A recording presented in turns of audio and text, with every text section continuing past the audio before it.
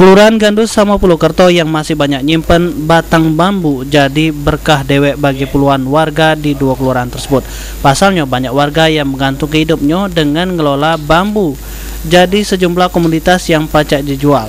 Sayang pembangunan perumahan yang tinggi membuat lahan hutan bambu di dua kelurahan tersebut terus berkurang. Terus berkurangnya lahan untuk pengembangan buat banyak batang bambu ditebas. Dirasa kenian oleh penjual bambu hitam asal Kelurahan Purwokerto, Gandus. Usahanya yang sudah dijalani puluhan tahun mulai sulit di jalan ke main hari. Gandus ini sangat mengandalkan bambu, Pak ya? Iya, iya. Dari bambu ini biasanya masyarakat Gandus ini menghasilkan apa, Pak? Bisa dikelola dari bambu ini? Bisa dikelola untuk pagar ayam, kandang ayam bisa dia. Untuk cucu sate bisa. Itu banyak jadi-jadinya kan. Jadi? Ada sebagian yang bikin tampah untuk napi beras bisa.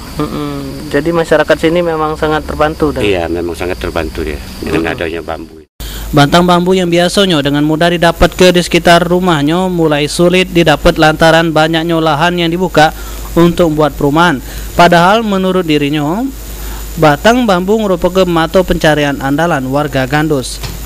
Karena dari batang bambu inilah warga Gandus banyak memproduksi kerajinan, pecak seni, tusuk sate, sama bubu penangkap iwak yang terbuat dari bambu. Sekarang semakin sulit tidak mendapatkan bambu. Semakin sulit sekarang, oleh karena tanah ini sudah banyak digusur kan. Buat perumahan. Buat perumahan bermacam-macam lah kan. Jadi kita selaku masyarakat Gandus nih gimana, Pak? Ya sebenarnya ini mengeluh juga terlalu banyak penggusuran untuk pembangunan ini kan. Jadi mata pencarian terpengaruh, Pak ya? Iya, terpengaruh. Amiruddin berharap pemerintah harus lebih selektif menunjuk perizinan pembangunan perumahan sehingga hutan bambu yang banyak terdapat di dua kelurahan tersebut pacak tetap terjaga. Sulaiman, PAL TV.